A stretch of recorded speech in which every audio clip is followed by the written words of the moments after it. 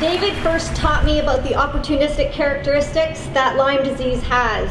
And then he taught me about the other side of its unfairness, the inexplicable way that our government has turned its back on the victims of Lyme. We have a provincial government that continues to downplay the risks and dismiss the occurrences. The carriers of Lyme, their families and friends and supporters have been abandoned in a way that continues to be confusing. We have some special friends in the audience joining us. My colleague, the MLA for Victoria Beacon Hill, Carol James, is here.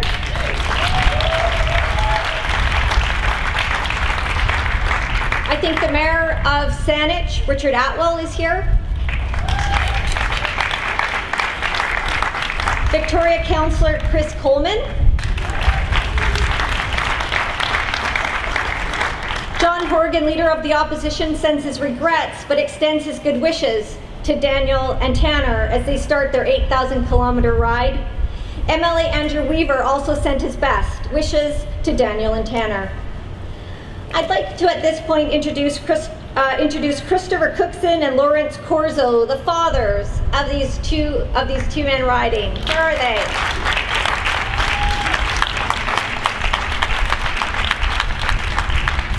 They've made a significant contribution to this ride. Thank you very much. We are very fortunate to have a wonderful lineup of speakers, and also without delay, let me call our first speaker, Councillor Chris Coleman, who will welcome us on behalf of the City of Victoria and read the proclamation.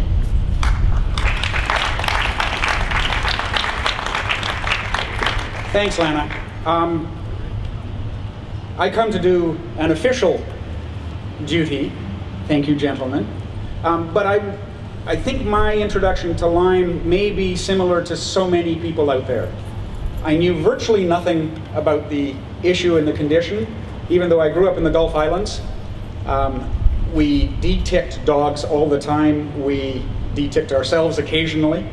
But it wasn't until a few years ago that I was working with a not-for-profit society, and we had applications for grants coming forward, and a young woman, about 19 years old, was wheeled into the boardroom by her mother in a wheelchair, and she gave a brilliant 15-minute presentation on Lyme, on how she had had to go to the States for proper medical care, how it had economically crippled her family, and at the end of 15 minutes, she finished with this. Ladies and gentlemen, thank you for listening to my story, and I will apologize in advance. Because if I meet you on the street tomorrow, I don't want you to think I'm being rude, but I will not remember this conversation of today, because one of the manifestations of Lyme in my life is it completely wipes out short-term memory. And you could hear the silence as we all tried to stifle our gasps. It is a misunderstood, atrocious condition that we need to learn more about and address. And to the two gentlemen riding tomorrow, thanks so much.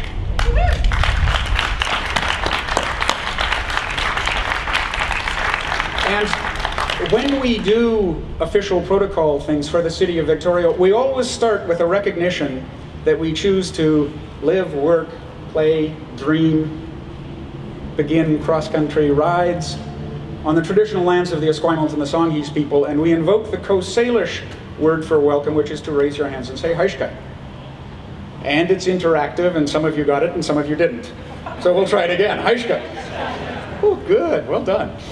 I like that. I'm also told that Haishka means not only welcome, but thank you. And so in that sense, thank you very much. What you're doing is noble, it is for all the right reasons. You will have fun, but you will also educate, and that makes you great exemplars. And in that sense, then the City of Victoria was very pleased to proclaim Lyme Disease Awareness Month. And it reads as follows. Whereas Lyme disease is a growing global health concern, and whereas Lyme disease is endemic in much of southern Canada, including Vancouver Island, and whereas awareness is the most important aspect of prevention, and whereas the month of May has been proclaimed as Lyme Disease Awareness Month by cities around the world, and whereas Lyme Disease Awareness Month will help educate residents of Victoria and beyond, about the risk of Lyme disease, the importance of preventative methods, and common Lyme disease symptoms.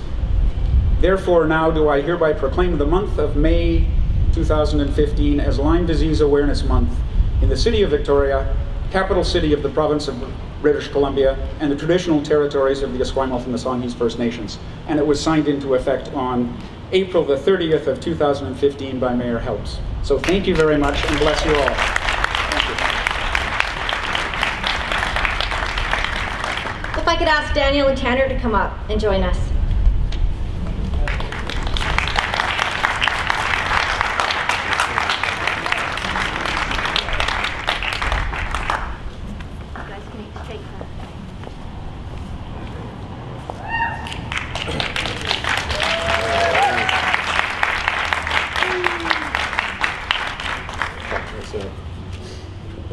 Alrighty. Good afternoon, everybody. I want to begin today by thanking you guys all just for coming out and for supporting us. We had no idea what to expect today, so this is incredible. I also want to wish all the mothers here today a happy Mother's Day, and I want to wish our moms back home.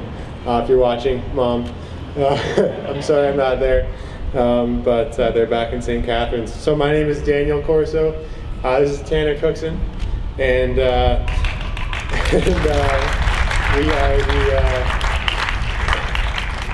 we are one part of the Ride for Lyme team. We'll be the cyclists, and we're also the founders. So as you may have already heard, the Ride for Lyme is a cross-Canada mission on our bikes to raise awareness and bring attention to Lyme disease.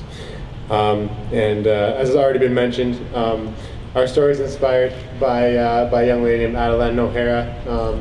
It's a story that a lot of you already know personally, whether it's your own story or someone you love. But to make it really quickly, someone I love very much, Adeline, the most active person I knew, is today unable to really read, write, stand up on her own, have a conversation with you, because of Lyme disease, and so she inspired us. We're here for her and for all the Canadians like her.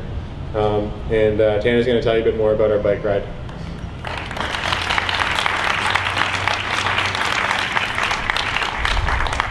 Okay, so the journey begins tomorrow morning. We'll be meeting at the mile zero mark at 6 a.m. to officially start the whole journey. We will be riding an average of 140 kilometers per day until reaching the coast in St. John's, Newfoundland, approximately 60 days from now, we hope. We will be stopping in communities just like this one across the country to spread our word and raise funds in support of the Canadian Lyme Disease Foundation. In addition, we will be dedicating each day of our ride to a different Lyme sufferer, or Limey, as a term we've come to know in the last few months.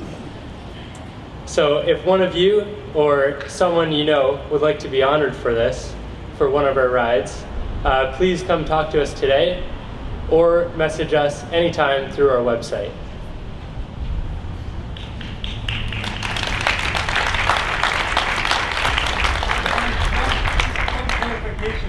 Sure thing. Tomorrow we're supposed to meet at sunrise. We're going to call it 6 a.m. just to give everyone an extra 20 minutes. So that's confirmed, 6 o'clock? That's confirmed, 6 a.m. at the mile zero. Okay, thank you for confirming that. Almost sunrise. Oh. If you show up at sunrise, we'll be late. But anyway, so for the rest of our time today, Tanner and I are going to be around. We'd love to talk to all of you. We've already talked to a bunch of you, but please come up to us. And we'll stick around as long as we need to. But if you want to get involved at all with the Ride for Lyme, or if you'd like to contact us at all beyond today, you can reach both of us by phone or email through our website. That's rideforlyme.ca.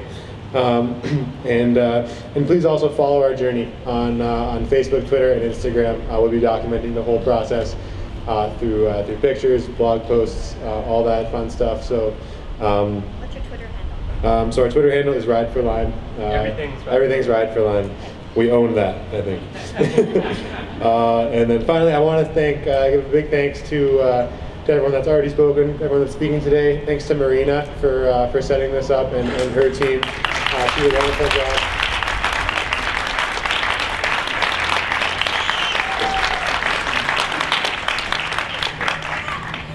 And thank you so much to the rest of our Ride for Lyme team, so especially our dads over there. They're very good looking and dressed in green. Would not have been possible without them, even though we're grown men ourselves. And yeah, those two guys, they represent the many friends and family that have made huge sacrifices and just offered up their efforts and their time to make this possible. So there's a lot that's been going on behind the scenes, and a lot more than what just me and Tanner are doing. So want to make sure we give credit where credit is due there. To all of our sponsors and everyone that's donated today and over the course of the last 4 months, for everyone that's believed in us, for everyone that has, instead of saying you're crazy, they've said how can we help. And finally, I want to thank you guys again just for coming and just making us feel so welcome and so supported and so inspired to do this. So finally, just together with your help and the help of Canadians like you across our country, we really believe that we can make a difference here. We can definitely change things that need to be changed, and we can change the face of Lyme disease in Canada. So thank you guys, and you'll be around.